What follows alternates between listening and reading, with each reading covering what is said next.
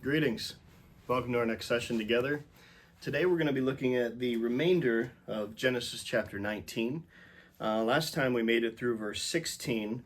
And this time we're going to start in 17 through the end of the chapter. So go ahead, pause the video, and take some time to read through that text. Okay. Now, there's several things in this passage that we're going to address here. Once again, a disclaimer, there's a part of this that is quite depraved and quite awful, really. And so, again, if you have little ones around, you might want to have them maybe somewhere else until you watch this and vet it. But I do want to kind of give an overview of some things. I'm not going to get too deep into the weeds on this one. You can discuss some of the real detailed things in your groups, but I do want to give some big picture on a few things. The first one is, so when we look at the destruction of Sodom and Gomorrah, from this passage forward in Scripture, Sodom and Gomorrah was this example of what happens when wickedness runs rampant. It eventually, now God is very, very patient in his judgment, but eventually it will come to a place when the place has to be destroyed. And that's what happens here. And so throughout Scripture then, the imagery, the picture, the history, the story of Sodom and Gomorrah was just that. It was a story of judgment.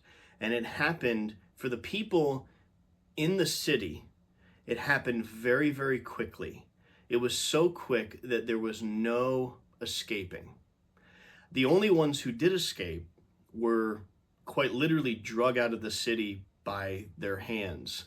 They were grabbed a hold of by the angels and drug out. And that was, of course, Lot, his two daughters, and then his wife, which I'll mention here. She makes it part of the way out. But as the angels instructed them, do not turn around, do not look behind you. And she did.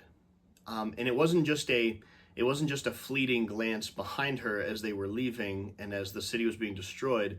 It was a longing behind her. She was looking back, wanting to be back, and seeing that as her home. And really, interestingly, we don't know, we're not told exactly where Lot's wife comes from. It seems as if he, and I would assume this, he likely acquired her from the city of Sodom and Gomorrah. So that likely was her home. And perhaps she was, as it seems, way too attached to it. And then because of that, she becomes a permanent fixture there. As Lot and his daughters are leaving, I want to note a couple things. And again, chase this down in your groups, because part of this I'm not real sure. I've dug into both sides of this. There's been a question raised as to how many daughters Lot has. Now, it's spoken of that he has two daughters. Later in the story, we know that there are two daughters. It's been suggested, because of the mention of two sons-in-law, and that's what most English translations talk about, the two sons-in-law that Lot attempts to convince to leave with them, but of course they think that he's just joking, and so they don't go. So is this sons-in-laws that were married to two other daughters that Lot had? So potentially Lot maybe had four daughters, and two of them were married, and he was trying to convince the heads of household, the sons-in-laws, for them to leave, and they did not. That's possible. That's one theory.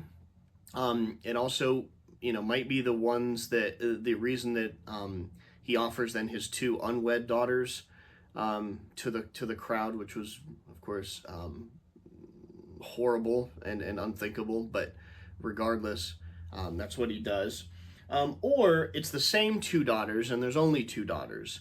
And the language of sons-in-law only spoke of betrothal, so like engagement, and not specifically marriage yet. That's possible as well.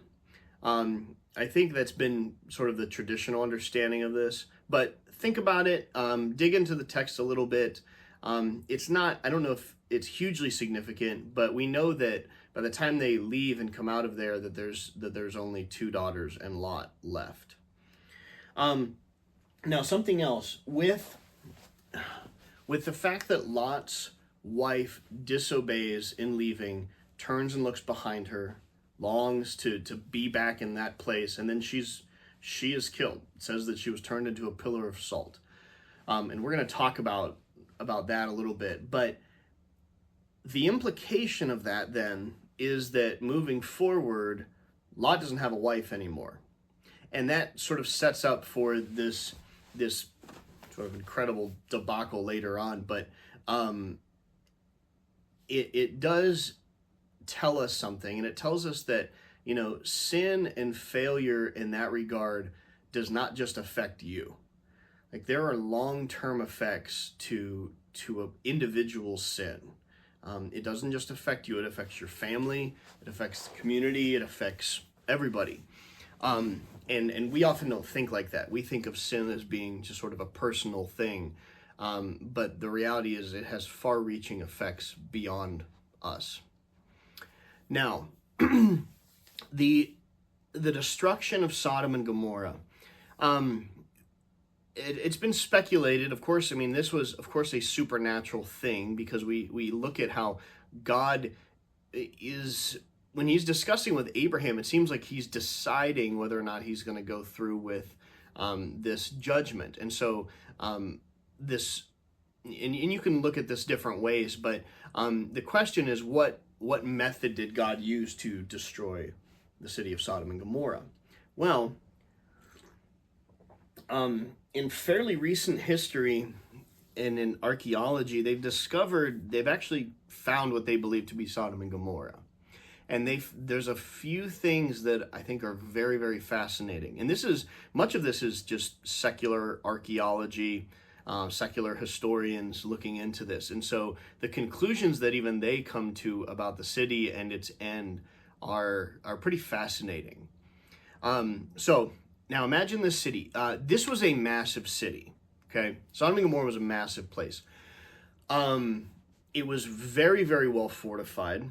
It had very large, strong structures. We find the remnants of it. And it's located near the northern portion of the Dead Sea, okay? That's significant, and we'll talk about that. The salt content in the Dead Sea, there's some significance there. But they estimate between 8,000 and 10,000 people living in this city. Now, at the time, that's a pretty significant place. It was a place of trade and travel. Many people would go there for business and so forth. And so the effects of its wickedness were farther reaching than just within its walls. And that is perhaps part of what God talks about when he says, oh, the cries against this city have come to me, and there are many cries against the city. It's like when people had to travel to Sodom and Gomorrah for whatever reason, if they had any kind of moral compass at all, they would not want to be there because of how systemically wicked the people and the culture was in Sodom and Gomorrah. Now, the destruction, okay, so here's what, at least best guess of what archaeologists have come to, and they've found a tremendous amount of evidence for this. The theory is that a massive asteroid came down, and just over the Dead Sea, which was, as it was approaching the city, that it actually, for whatever reason, heat or whatever, they believe that it broke apart, that it exploded a couple miles off the ground. And what that produced was a sort of a scattered peppering of debris asteroids and burning sulfur and all sorts of things that came down, but down at an angle into the city, and which would have been very, very quick, very, very destructive. And some of the evidence that they have found, okay, this is really fascinating. As I mentioned, they found many large walls and building structures and fortifications around the city. Everything that they discovered, every massive structure is leaning. Every massive structure has a northeastern lean to it, which is really odd if you think about that.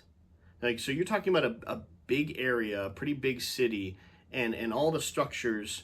Typically, what you find is things sort of collapse. If they're just collapsing over time, they're going to collapse and deteriorate in certain ways. Certain structures might fall certain ways and so forth. But everything that they found is leaning. On top of that, they also found massive amounts of evidence of burns and ash debris. They even found that some of the larger buildings, so apparently they had some pretty tall structures, anything above 40 feet from the ground was sheared off, and the debris from it was displaced and scattered all over the place. They found bone fragments from people, from animals. And one of the really, really fascinating things that they found was they found trinitite rocks. Now, trinitite rocks are a very specific type of rock.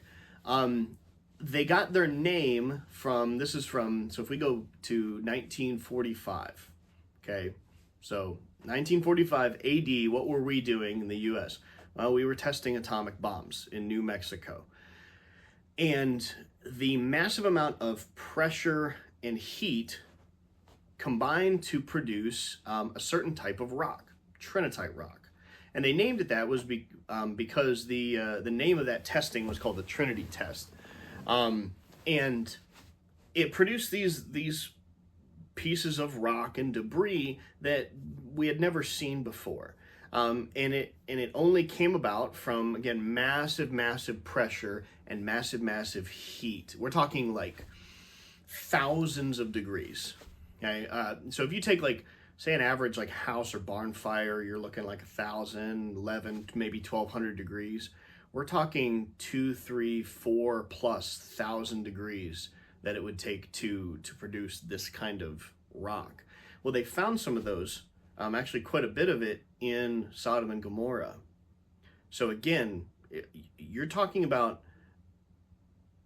a localized cataclysm that took place.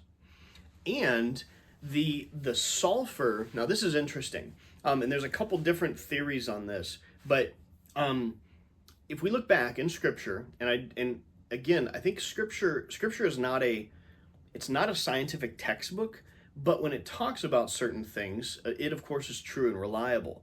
So we can derive some things from this. Whenever Lot and Abraham split up, they went their separate ways.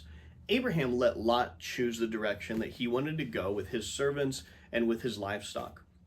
And Lot chose to go toward Sodom and Gomorrah. Why?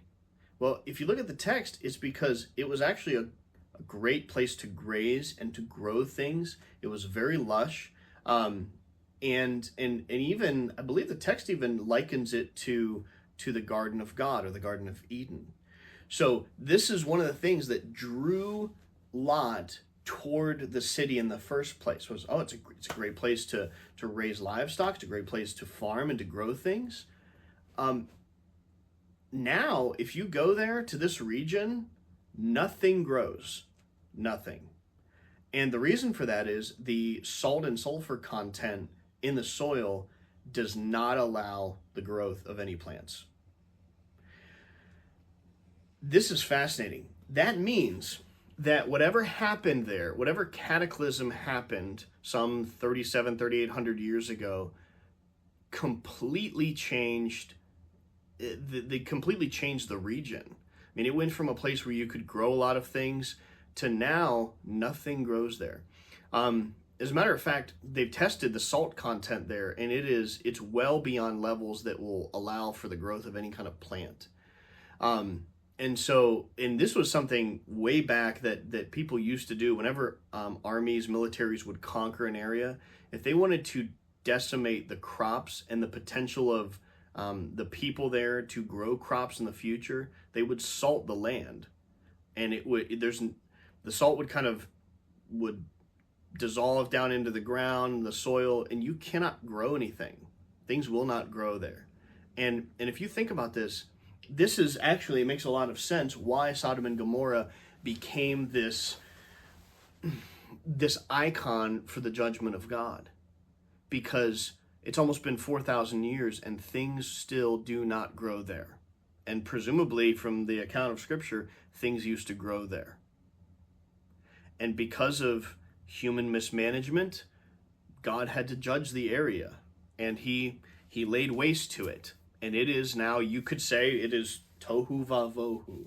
Now that may take you back to our earlier lessons. Wild and waste. It's been judged, and it is desolate. There's nothing there. Now, all that stuff I think is deeply fascinating. And so now, what happens in the story? Lot and his two daughters have to leave. He begs the angels to let him stay in a place called Zor, which is another small town. And he mentions twice. Lot's like, "Can't I stay here? It's small. It's small." It's like, and you get the sense of like he desperately wanted or somehow needed to live in some kind of a city, some kind of civilization. But and his reasoning was, oh, it's not that big, it's smaller, it's just a little bit of whatever. Kind of fascinating there.